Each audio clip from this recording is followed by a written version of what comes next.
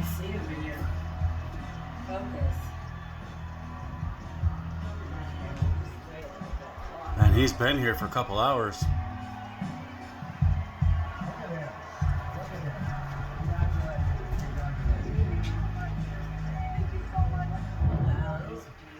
Hi, how are you? And what's your name? I'm named Harvey.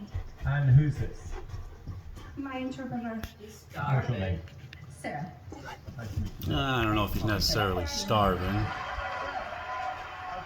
Lisa, I think I've worked this out. So you're, yeah?